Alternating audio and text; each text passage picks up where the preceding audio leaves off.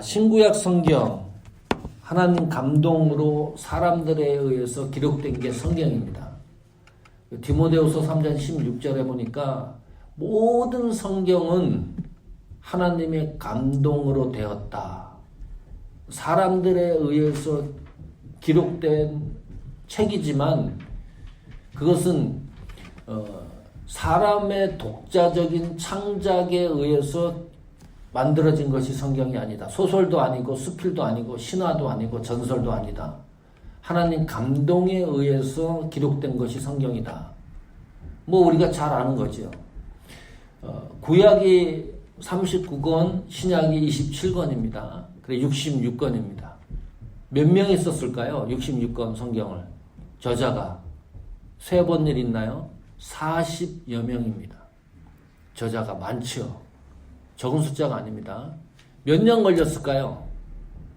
창세기부터 계시록까지 쉽게 지금 현대식으로 얘기해서 성경이 출판돼서 세상에 나오기까지 몇 년이 걸렸을까요?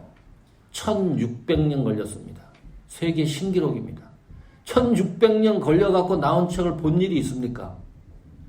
제가 이 세상 딱 태어나서 그때부터 책을 썼다고 생각을 해서 100살에 죽는다 그래도 100년 후에 책 한 권이 나온다고 가정한다 그래도 40여 명이니까 저자가 400년입니다.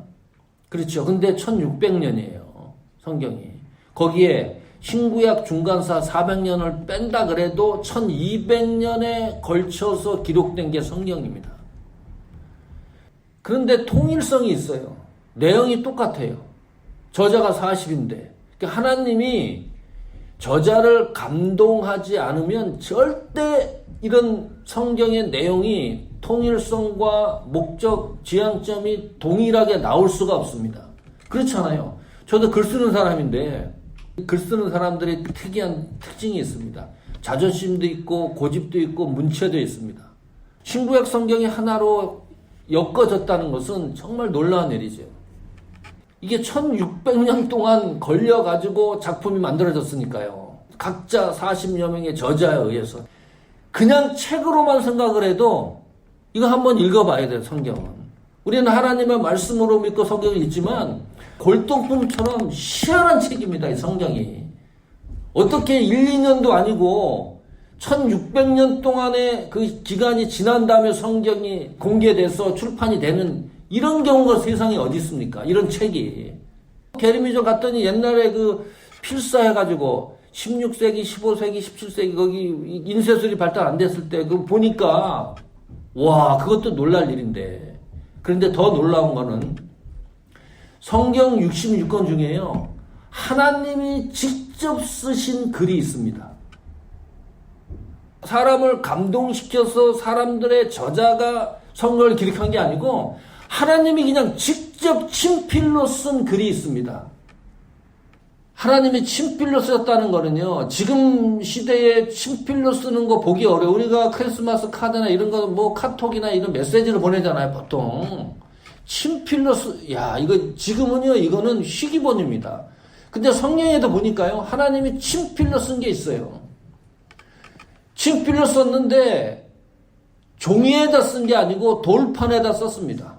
그 돌판도 하나님이 준비해서 썼습니다. 출애굽하고 나서 50일째 되던 해 어디에 정착을 했냐면 시내산에 도착을 했습니다.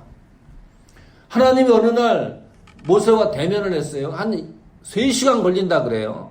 정상까지, 시내산 꼭대기까지. 모세가 올라갔습니다. 거기서 모세가 두 돌판에 하나님이 친필로 쓴 글을 가지고 내려오는 거예요. 31장 18절에도 보니까 여호와께서 시내산 위에서 모세에게 이르시기를 마치심에 증거판 둘을 모세에게 주시니, 잘 보세요. 이는 돌판이요 하나님이 친히 쓰신 것이더라. 사람을 통해서 기록한 게 아닙니다. 31장 18절에도 나오고 32장 16절에도 저렇게 나와요. 그 판은 하나님이 만드신 것이요. 그 돌판도. 쉽게 말하면 지금 종이도 글씨가 종이 위에 어디인가에 쓰여져야 되잖아요. 그 돌판도 하나님이 만들었다. 평평하게 만들었다는 거예요. 글자는 하나님이 쓰셔서 판에 새기신 것이더라. 얼마나 저게 귀하겠어요.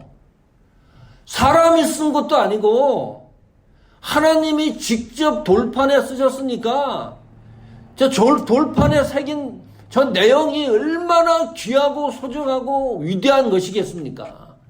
얼마나 하나님이 신경을 쓴 내용이겠어요. 성경 전체 내용을 요약한 것이겠죠. 십계명입니다. 이 세상에 신앙인들이 어떻게 살아가야 될 모든 요소가 그 안에 다 들어가 있는 중요한 내용들입니다. 그것을 들고 모세가 내려오는 거예요. 내려와서 지상에서 모세를 기다리는 사람들이 웅성웅성 소리를 듣고 모세가 보니까요, 이 난리가 아니라 이거 희귀한 일이 벌어졌습니다. 그 희귀한 일이라는 것이 밑에 있던 이 이스라엘 백성들이 신을 만들고, 자, 출애굽기 31장 1절 보십시오. 백성이 모세가 산에서 내려오며 더딤을 보고 모여서 아론에게 가로되 일어나라, 우리를 인도할 신을 우리를 위하여 만들라. 이 모세 곧 우리를 애굽 땅에서 인도해낸 사람은 어찌 되었는지 알지 못함이라. 왜 신을 만드는 건가요, 이 사람들이? 이유가 뭔가요? 모세는 지금 하나님을 만나서 어마어마한 두 돌판의 기록을 갖고 내려오는데, 이 백성들이 땅 아래서는 지금 신을 만들고 있습니다. 잡신을 만들고 있어요. 금송아지 잡신을 만들고 있습니다. 왜 그런가요? 왜? 이유가 뭡니까? 출애굽기 32장 1절에 나오죠. 모세가 산에서 내려옴이 더딤을 보고, 이게 이유입니다. 다른 이유가 아니에요. 모세가 떠날 때는 모든 백성들이 알고 있었겠죠. 근데 모세가 산에 올라가서 내려오는 그 시기는 얘기를 안 했어요. 자, 열흘이 갑니다. 내일 오겠지. 15일이 갑니다. 안 내려오네요. 20일이 지났어요. 안 내려옵니다. 또 30일이 지났습니다. 안 내려옵니다. 35일이 지났어요. 또 기다리는데 안 내려와요. 그 모세가 이제 어찌 되었는지 알지 못한다, 이 말 속에는 이런 내용이 포함되어 있는 겁니다. 모세가 시내산에서 하나님을 만나서 뭔가를 놀라운 것을 가지고 온다 그랬는데 죽었을 수도 있을지 모른다. 그런 내용도 들어가 있었겠죠. 아니면 낙상해서 죽었을 수도 있다. 아니면 우리를 도망간 게 아닌가? 별 생각을 다 했을 거예요. 왜냐하면 그 시내산 그 근방이 물이 없습니다. 1년 내내 비가 거의 오지 않는 그 지형이 시내산 근방입니다. 날씨는 무지 덥습니다. 막 50도까지 올라갈 때도 있어요. 그래서 사람이 거의 살 수 없는 그런 환경을 가진 곳이 시내산입니다. 돌산입니다. 그늘도 없습니다. 저녁에는 또 급속하게 기온이 내려와요. 사람이 살 수가 없는 곳이에요. 자, 출애굽을 했어요. 그리고 모세를 땅에 홍해를 건너고 만나 하나님이 주시는 거 메추라기를 먹고 뭐 정말 하나님의 은혜를 풍족하게 받아서 쫓아가 봤는데, 모세를 쫓아서 가봤는데 시내산에 딱 도착을 해서 지도자가 사라진 것 같아요. 그러면 그 백성들 가운데 좀 찾아보는 사람도 있어야지. 야, 진짜 모세가 어떻게 됐나 보다 하고 산에 좀 올라가 볼 사람도 있고 좀 그래야 되는 거 아니에요? 인간적으로. 아니, 그 성경적 내용이 너무 속상해요. 그 더딤을 보고 신을 만들자 이겁니다. 환경의 모든 것을 이해한다 할지라도 저것이 얼마나 무서운 일이냐. 우리말 성경에는 그렇게 나왔죠. 그냥 우리를 인도할 신입니다. 우리를 위하여 신을 만들자 그랬습니다. 별거 아닌 것 같죠. 영어 성경에 보면 기가 막힙니다. 하나님을 표현할 때 신은 대문자 지를 쓰잖아요. 소문자 지를 쓰는 거예요. 그러니까 이스라엘 백성들도 자기네들이 지금 금송아지를 만드는 것이 잡신인 것을 인식하고 있는 겁니다.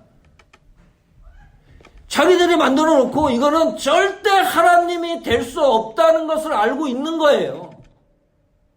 우리가 만드는 이 신은 잡신이다. 그런데 지금부터 이 잡신을 나는 하나님으로 생각하고 믿겠다는 거예요. 이게 얼마나 무서운 일입니까? 이게 보통 무서운 일이 아닙니다.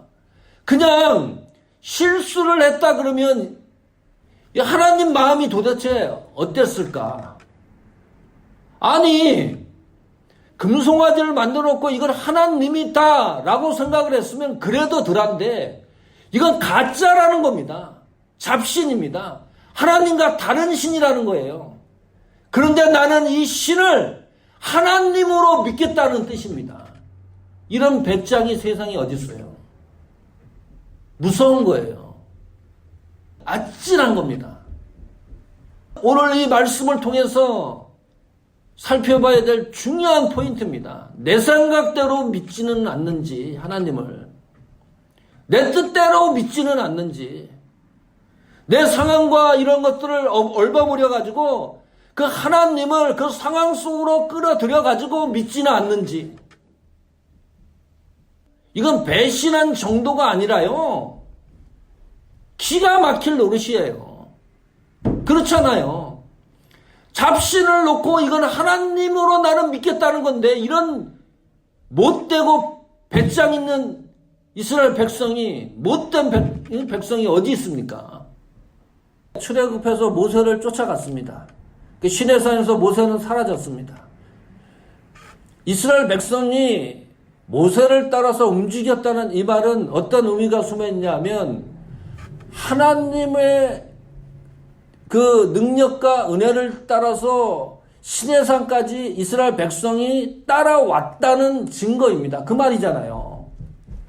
모세가 무슨 개인적인 그것을 가지고 이스라엘 백성을 출애굽시켜서 가나안으로 가는 그런 동행이 아니고 하나님이 하시는 일입니다. 모세를 따라가 봤더니, 다시 말하면 하나님을 따라가 봤더니 지도자는 사라지고 물도 없고 너무너무 힘든 환경에 도달한 겁니다.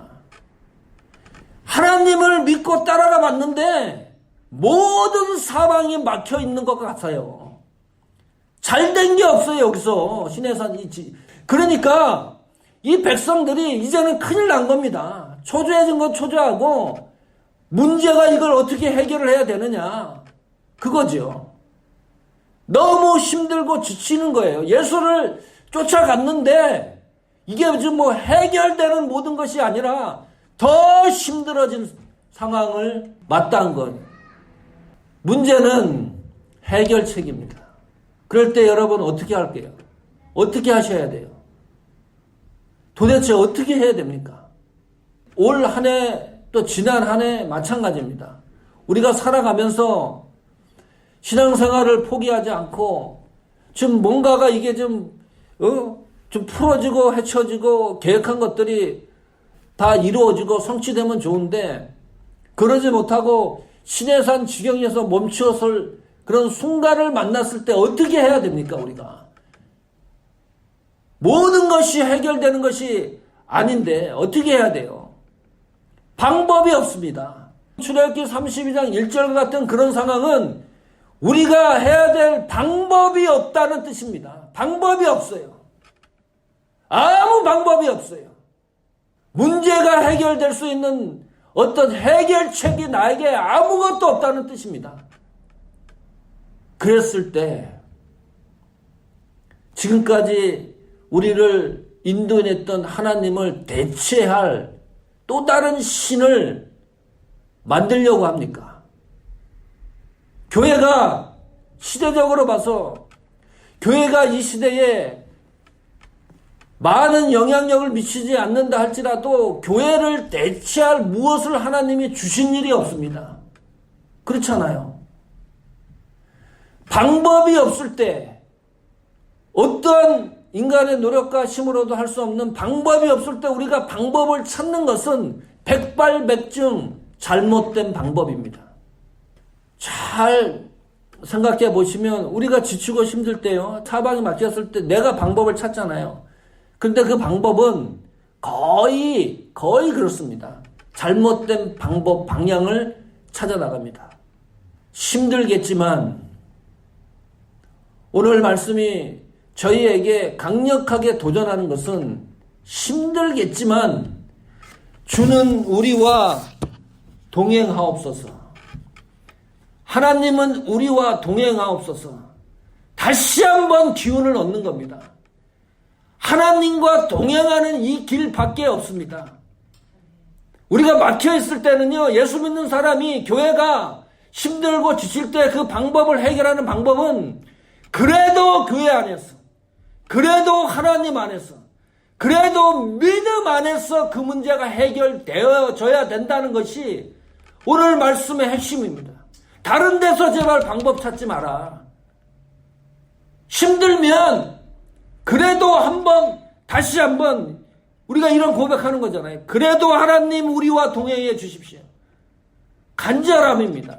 하나님 우리 중에 함께 행해 주십시오. 나와 우리 교회와 여러분과 주께서 우리와 함께 마지막까지 걸어가 주십시오. 그런 속에서 역사하는 하나님의 놀라운 은혜와 축복이 여러분과 교회와 여러분 신앙과 또 생업 위에 넘치기를 간절히 축복합니다.